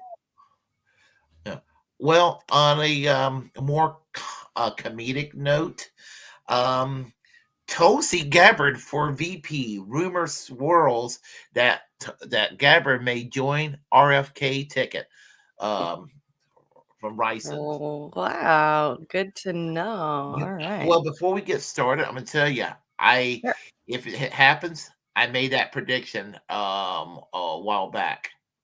Did you really? Yes. Oh. So if it comes into fruition, y'all know where you heard it first. I've been saying it for probably the last 5 or 6 months that I could really foresee RFK having Tulsi Gabbard as his running mate. I kind of joked with Nikki when I interviewed her a couple of months ago. I said, well, Robert Kennedy's basically the Tulsi Gabbard of 2024 without the sex appeal. Yeah, very true. Yeah. Okay. Yeah. All right. Let's hear your prediction come to possibly being true. Yeah, VP pick and former Hawaii Congresswoman Tulsi Gabbard, has she entered the chat? One user posted, a source with connections to the Robert Kennedy Jr. campaign has told my ex group of Kennedy 24 supporters that his rumored VP announcement date happens to coincide with his trip to Honolulu, Hawaii. Now, if this tidbit is true, then we can absolutely expect and assume Tulsi Gabbard will be the vice presidential choice of Robert F. Kennedy Jr. With her embrace of the center right these last few months, this very well could be a safe move for the Kennedy campaign. But just this morning, Gabbard announced a new partnership with Twitter or X. Let's watch. Free speech is something that a lot of us have taken for granted throughout our lives. It is fundamental to our rights we have as Americans. Unfortunately, we live in a time where free speech is under attack. Lifting up your voice in dissent or challenge or questioning or even having a dialogue and debate is not only discouraged, it can be cause for retaliation or cancellation or censorship. We must defend our right to free speech. Now, RFK Jr. continues to be a craw on the side of both Joe Biden and Donald Trump, as he seems to be the strongest third-party candidate since Ross Perot, while former President Trump still leads Biden overall. In Arizona, RFK has a respectable 10% support, in Florida 9%, in North Carolina 11%, and in Michigan 9%.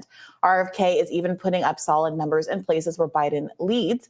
In Virginia, RFK Jr. has 14% approval. Those numbers come from both Biden and Trump, as without RFK Jr. in the race, Trump and Biden both gain 7% support. So he's stealing equally from both candidates there. But the big news here is a potential Tulsi Gabbard VP. Let me put this to you. I understand why that would be very exciting to the 10% of the public that already likes RFK Jr. Is it broadening the coalition at all to pick someone who is so kind of occupying the same online and rhetorical space, a lot of issue overlap with respect to some of the independent COVID critiques of the deep state type moves, critiques of war? Very, very similar space. Is it actually going to improve his chances and generate excitement here? Look, I see what you're saying. There is so much overlap. One wonders if it's a missed opportunity to bring in new people. But Tulsi Gabbard, extremely popular with a lot of conservative voters, audiences, et cetera. She's on Fox News a lot. I believe she's a Fox News contributor now. She's well known to the right. She obviously comes before that from the Bernie Sanders left, from your own worlds. She has, I think, a number of political positions that are she might not see it that way, but you would probably see as very estranged from those views. So I don't know that would bring in all that many people from the left, but I could see her peeling off some Trump-type people, frankly. There is a lot of love for her in conservative media. I think going beyond what was just obviously there was appreciation for RFK Jr. in conservative media when it looked like he was just kind of hurting Biden from within the Democratic coalition. As soon as he moved out, that it was like, whoa. Remember what this guy said about the Second Amendment? Remember how he feels about environmental regulation? I don't know. Tulsi is pretty beloved. And she might get some favorable coverage. And then obviously, I do think it seems like they're pretty in sync on where RFK Jr. wants to focus now on COVID tyranny and mandates. Frankly, even their foreign policy seems kind of in sync with the, but that cuts non-intervention on Ukraine, but a full-throated defense of Israel. Yeah, exactly. That cuts both ways, because I do think that Tulsi Gabbard might get more scrutiny for her, frankly, inconsistent views on Israel. She brands herself as someone who's against the warmongers, who's against money flowing out of the door to these regime change wars. This is what she often calls and often talks to them about, but feels very differently about Israel. Much like RFK Jr., Max Blumenthal has challenged Tulsi Gabbard to a debate on the issue of Israel-Palestine, which she has declined to take up on. And I do think that once she's in the spotlight, it might draw more attention to the inconsistencies within RFK Jr.'s own political program that drove so many people on the left who once supported him away, just like so many people on the left who once supported Tulsi Gabbard have changed their mind as she's kind of reinvented herself politically. I think this will further drive away people on the left if they were interested in RFK Jr. I think that was kind of happening anyway, given that there are other more down the line left kind of people in the race, either within the Democratic side, like Marianne Williamson and Cenk Uygur, or the Green Party candidate, or Cornel West. There's a lot of places for the really left person to go for this, heterodox, some formerly left views, maybe very concerned about COVID, this foreign policy view taking from the right. I think this is actually a strong move to lean into that strategy. And I could see the RFK Tulsi ticket pulling even more from the right. Now, we should say this is just a rumor. It's a good rumor. If he's going to announce while he's in Hawaii, that makes a lot of sense. I don't know that Tulsi is actually signing up to do this because, like I said, she's a Fox News deal. She's just announced this partnership with Twitter that we just played that clip of. So that doesn't sound like gearing up for another foray into politics, but anything's possible. So many presidential candidates get this accusation lobbed at them. Is this just about a book deal? So many presidential candidates do have books coming out. So, those things aren't mutually exclusive. Campaigns are expensive. You have to fund them. Not everyone is a billionaire candidate like a Bloomberg or a Steve Phillips even is, I think, a billionaire. It's not Dean Phillips, not a multi-millionaire. I'm pretty sure he's a billionaire. So, that's not such a criticism. But if this just is a branding exercise, it's such a good branding exercise. If I were judging this just on optics as opposed to whether or not it expands the political coalition, I'd give it an A+. So I am scrutinizing it from that perspective. It is also worth noting, focusing on the new deal with Twitter X, and we'll talk about this in more depth in a different segment, but Twitter is under significant criticism for launching a purge against left-leaning accounts that have been very, very critical, large accounts that have been critical of U.S. I think they're starting to get off track now and starting to get into the X left-leaning purge of accounts and stuff. What do you have to say about them two running together? Well, as everybody knows about me, I was as a Bernie Sanders supporter in 2016 and again in 2020. I wanted a Bernie Sanders Tulsi Gabbard ticket, but it made sense in the context of 2019, 2020 Tulsi Gabbard when she was more left leaning. It makes sense, but it doesn't appeal to me. Robert Kennedy and Tulsi Gabbard. I mean, it's like. They're both independent, but still manages to embrace the establishment.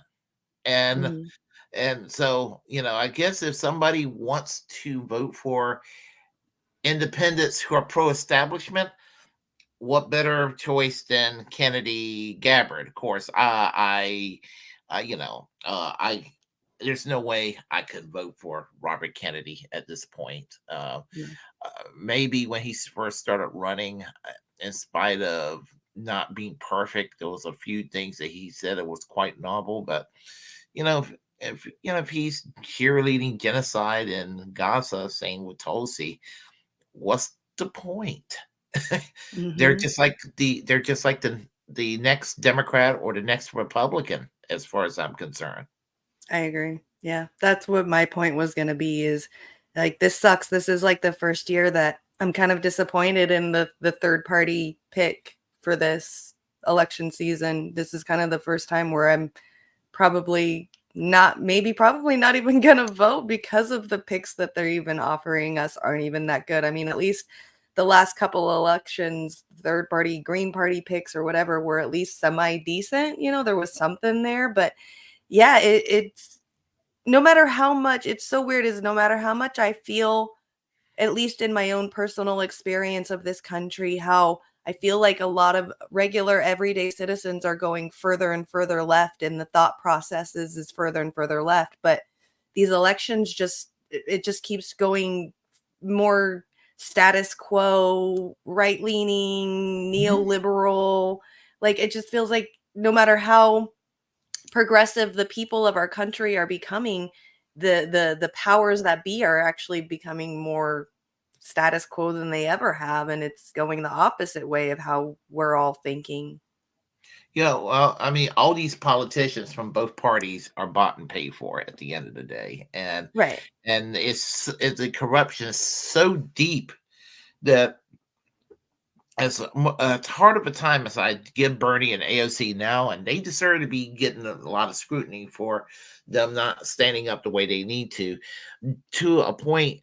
Their hands are still tied. I still think that they could fight harder than they have been fighting, but I think that there is maybe a small little bit of empathy in the fact that their hands are tied. And as I said, at one point, again with Robert Kennedy, I would have been okay with a Robert Kennedy Tulsi Gabbard ticket maybe a year ago. Now, I mean, I just kind of like, Mm. the, See, I'm so against it. Like, to me, as soon as even if RFK even if he was running 5 years ago or 8 years ago or whatever, like, I still would not be okay with it, because like, the Kennedys have all had their chances of being in office, and there was already a Kennedy as a president before. I feel like it's just a bunch of fucking nepotism to me. I fucking hate it. It drives me. I'm just waiting for like one election where somebody gets elected that's not either friends with somebody who's already been president or related to somebody who's already been fucking president.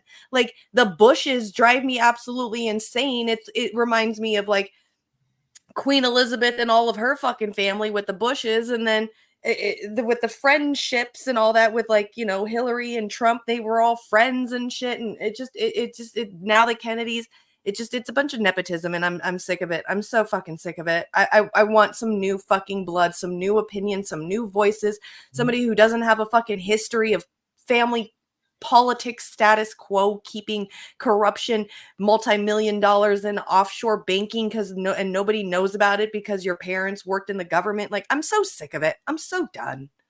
Me too. Me too. And as far as the third party candidates, I'm like, this is the weirdest election, because in the past, at least when there was a third party to vote for, I have the choices were kind of just, it was a little more focused as my choice, whether I'm voting for Ralph Nader or and I've kind of alternated between Green Party and Socialist Party since the 1990s. And but now I'm looking at the 2024 election, and got Cornel West, who, at least on policy he's good, but he's kind of all over the place. Can't decide which fucking party he wants to run in, or whether he wants to run as an independent.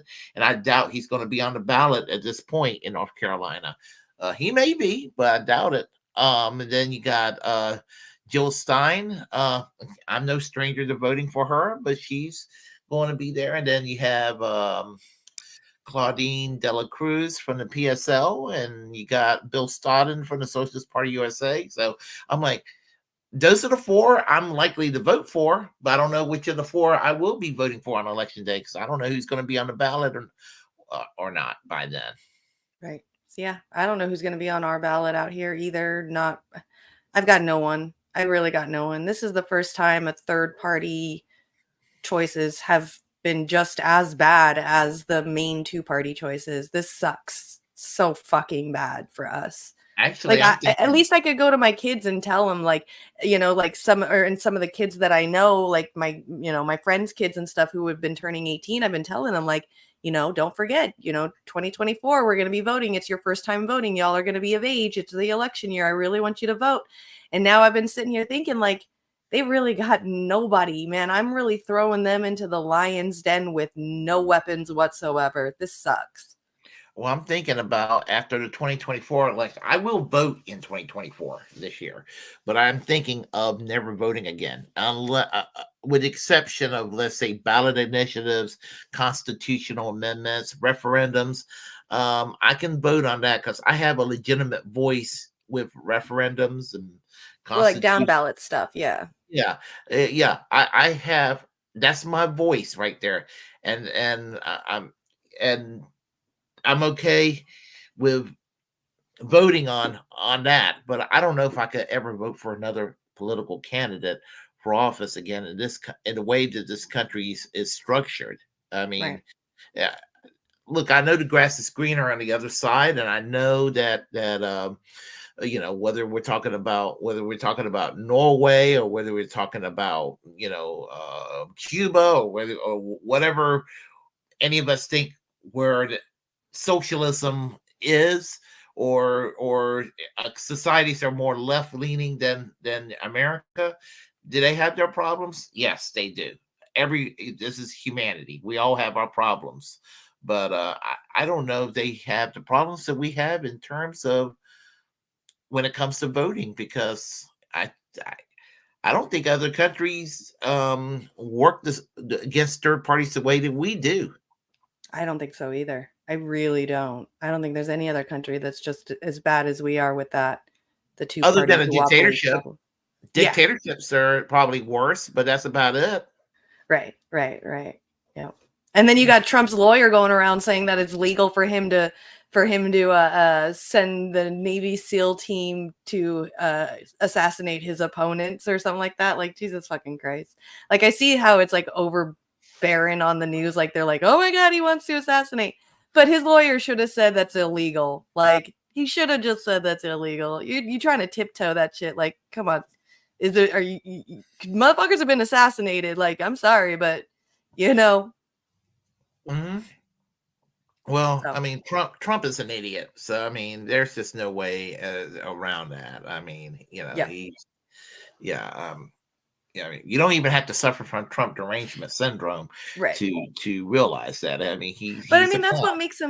what makes him scary to me. Like, I mean, I had that thought process for a really long time. Like, Trump's just a clown. He ain't gonna do shit. He's just a nobody. He's just an entertainer. But to me, it feels like that's what's a little bit more terrifying to me, is because he is going to listen to whatever other people tell him because it's gonna benefit him. Now, he's working in, the government, which is like, they're like master manipulators. I mean, they literally can control an entire country of regular people. So to me, it seems like they're going to say, hey, you're going to benefit off of this. He's going to go and do it. And it is like somebody was saying in the comments, I think it was Miguel earlier, saying that like we were all, like saying that about Trump, but then Roe versus Wade didn't get overturned while Trump was in office. He got overturned while Biden is in office. And yes, I completely agree. Biden had just as much time to set that shit into law, all of that stuff during that time.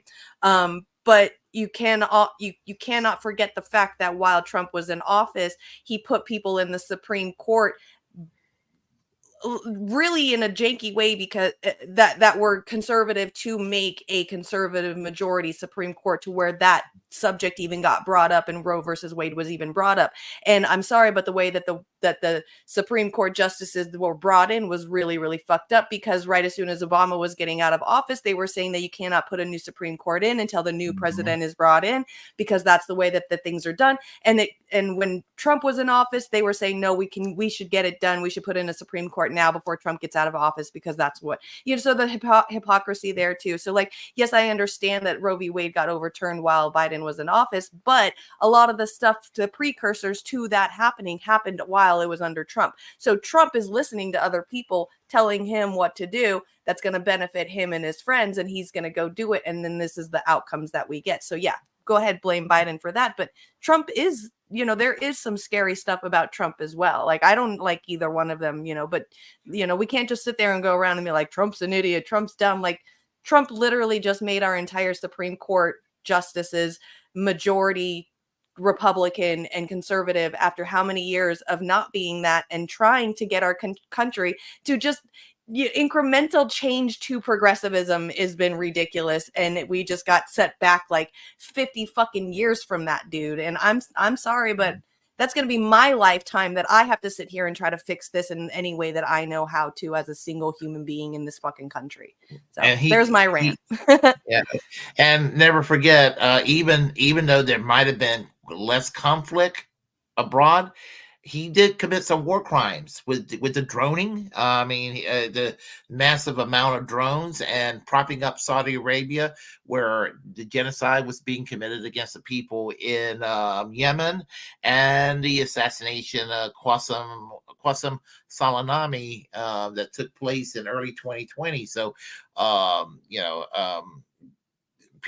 there are people out there that think that he's dovish. I never said he was a dove. I mean, I can name Right. some war crimes that he's committed and everything. And a scary thought is, what if he starts to listen to the neocons?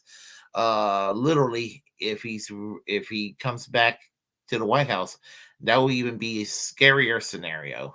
Right. His dictator on day one thing is scary.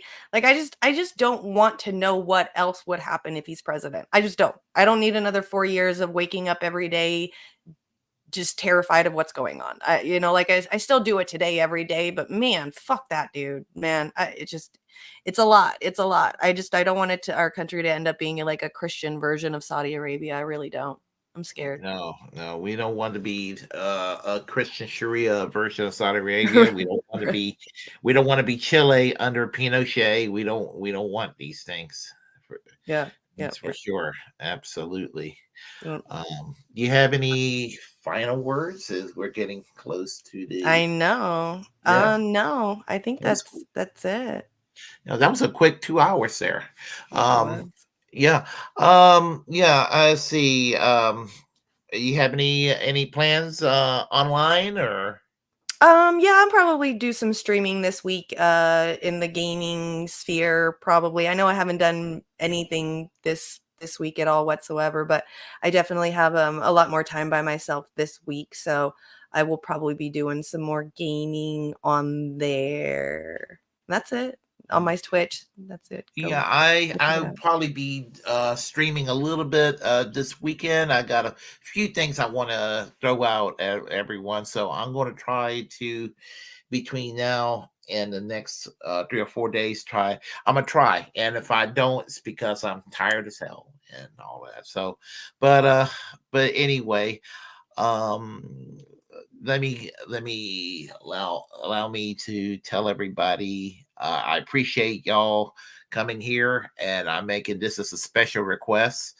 If you're watching our program from the Willie Bragg Show, that's great and dandy, but we have a Bragglands channel, and if you haven't subscribed to the Bragglands YouTube page, please do so. We want that page counts. We're trying to grow that page. So I just wanted to make that as a special request to our audience there. Okay. Awesome. Yes, I agree. Anything else? Well, something after we close the show, I need to talk to you about something real quick. But no, other than that, I'm good. So I guess I'll let you conclude with your words. I'll conclude with mine. All right, you got it. Thank you everybody for showing up. Miguel, Warren, I see Hirsch, Rick, whoever the tunneling Jew was. Thanks for keeping it funny. Anybody else that I know I'm gonna miss? I think I saw Chris in here as well. Okay, yeah. Anybody else that I missed? Thank you all for coming in, hanging out, chatting. Thanks for listening to the news, and listening to us do our stupid little rants and shit. You guys are awesome. I appreciate you. Remember to stay high, free Palestine. What you got to say? Oh, well, everyone, subscribe, and thank you for your support for the show. And I'll conclude by saying free Julian Assange, free healthcare, free Palestine, and free speech. Yes. And free weed. And,